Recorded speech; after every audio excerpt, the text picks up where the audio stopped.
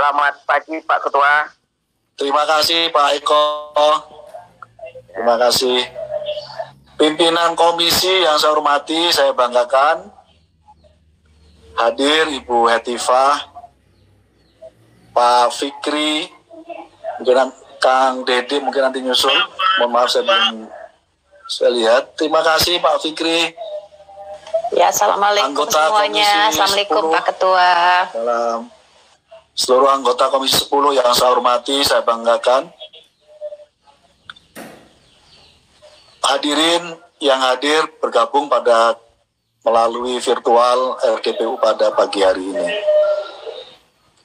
Pertama, mari kita panjatkan puji syukur kehadirat Allah Subhanahu wa taala, Tuhan yang Maha Kuasa. Pada kesempatan pagi hari ini kita masih diberi limpahan sehat walafiat, diberi panjang umur.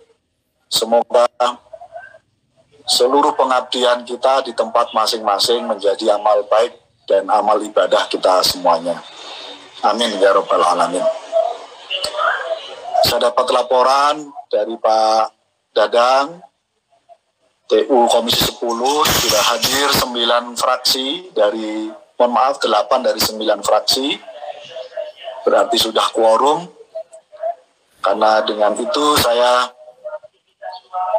ucapkan Bismillahirrahmanirrahim, perkenankan kami membuka rapat dengar pendapat umum pada pagi hari ini dan rapat dinyatakan terbuka untuk umum. Bapak Ibu sekalian saya hormati, agenda rapat RDPU pada pagi hari ini, agendanya 2. Yang pertama, penyampaian aspirasi terkait keberadaan guru dan tenaga kependidikan honorer yang diwakili oleh Bapak Ibu sekalian yang hadir. Agenda yang kedua, peninjauan kembali terkait regulasi P3K, rekrutmen P3K pada tahun 2021. Apakah disetujui Bapak Ibu? Saya punya anak. Setuju. Terima kasih, atur nuhun.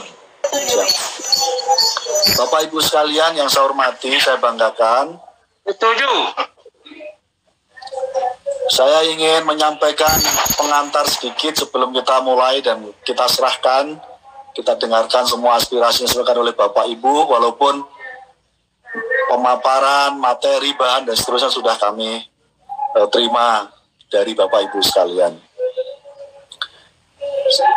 Perlu kami pertegas kembali, terlebih-lebih para senior di Komisi 10 yang sudah hampir menggawangi Komisi 10, mungkin ada yang sudah 15 tahun, bahkan 20 tahun, bahwa komitmen Komisi 10 tidak akan luntur menyangkut soal isu-isu pokok pendidikan yang jujur harus diakui masih mengalami hambatan-hambatan dalam pelaksanaannya. Termasuk isu-isu pokok itu adalah terkait dengan kesejahteraan guru. Karena itu, atas nama komisi dan atas nama DPR RI, kami mohon maaf sekiranya perjuangan ini belum memenuhi apa yang menjadi harapan Bapak Ibu sekalian. Tentu kami di legislatif selama ini terus bersuara keras, kencang untuk mendorong supaya lebih progres lagi menyangkut soal isu kesejahteraan guru ini.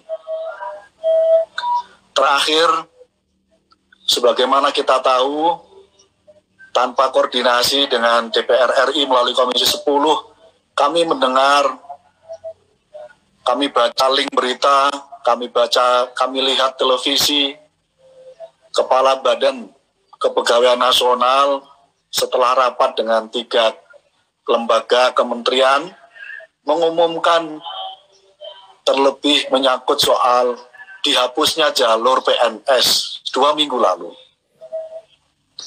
Ini cukup mengagetkan kami. Saya apresiasi langkah cepat respon dari teman-teman seluruh komunitas guru di seluruh Indonesia yang menyatakan protes terhadap kebijakan itu. setelah dapat masukan berbagai pihak, seluruh anggota komisi bersuara keras terhadap pemerintah melalui beberapa lembaga yang terkait dengan ini. Kami dapat konfirmasi walaupun ini sifatnya masih lisan dan diumumkan secara publik. Kami perlu sampaikan pada forum yang baik ini bahwa jalur PNS untuk guru tetap ada. Jadi isu terkait dengan penghapusan sudah tidak ada lagi. Nah, karena itu kami ingin memastikan ini dalam forum-forum berikutnya melalui Kementerian Kemendikbud RI. Bapak Ibu sekalian yang saya hormati, saya banggakan. Isu yang kedua dalam pengantar ini yang kami ingin sampaikan adalah menyangkut soal harus jujur diakui, isu pokok kesejahteraan guru masih ada 3 hal yang mengganjal bagi kita semua. Dari berbagai RDPU sejak hampir 10 tahun terakhir, kami baca berbagai risalah, rapat RDPU, praker, dan seterusnya. Kita masih mengalami 3 hal masalah utama dalam isu terkait dengan kesejahteraan guru ini, yang lalu berefek kepada kualitas pendidikan nasional kita.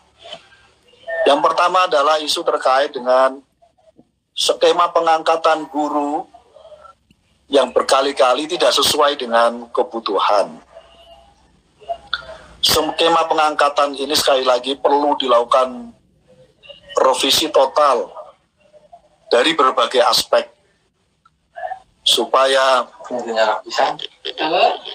pengangkatan guru ini di masa yang akan datang tidak tambal sulam dan akhirnya dunia pendidikan kita yang menjadi korban. Isu yang kedua adalah soal pemerataan guru. Banyak guru yang numpuk di tempat-tempat yang semestinya tidak perlu ketika distribusi pemerataan guru ini bisa berjalan dengan maksimal. Ini butuh komitmen bersama, baik pemerintah sebagai regulator maupun guru sebagai subjek dalam rangka untuk isu terkait dengan pemerataan penempatan atau distribusi guru ini.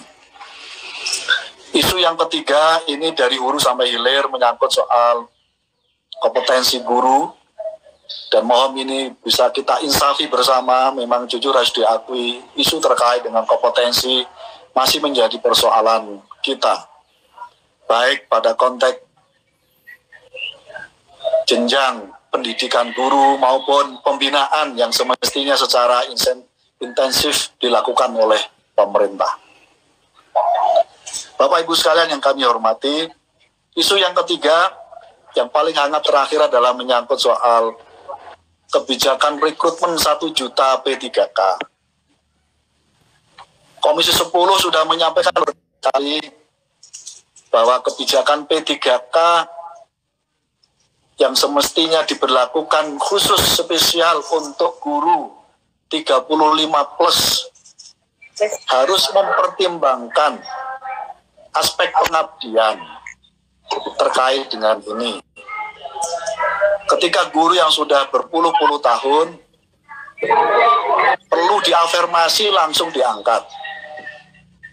Dan beberapa kali RDP seluruh anggota komisi saya sampaikan pada Bapak Ibu sekalian, menyampaikan suara ini bahwa lebih bagus skemanya adalah pengangkatan bukan seleksi.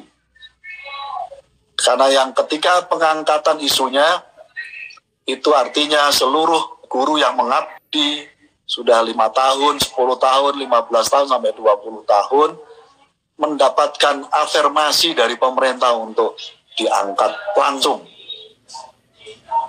Baik yang non kategori maupun yang masuk kategori K2 itu.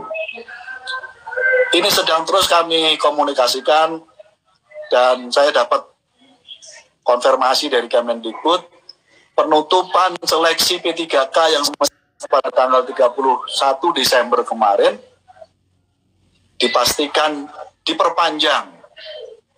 Dan saya belum dapat kabarnya sampai kapan, semoga bisa diperpanjang paling tidak sampai akhir Januari. Karena sampai hari ini kuota 1 juta belum terpenuhi sepenuhnya. Nah, karena itu sambil menunggu perpanjangan ini, saya kira tetap Komisi 10 punya komitmen yang kuat, harus ada afirmasi bagi guru honorer yang sudah mengabdi lama. Ini butuh political will yang kuat, butuh effort yang kuat untuk meyakinkan kepada BKN, kepada Kemenpan RB, kepada Kemendikbud menyangkut soal butuh afirmasi terkait dengan ini.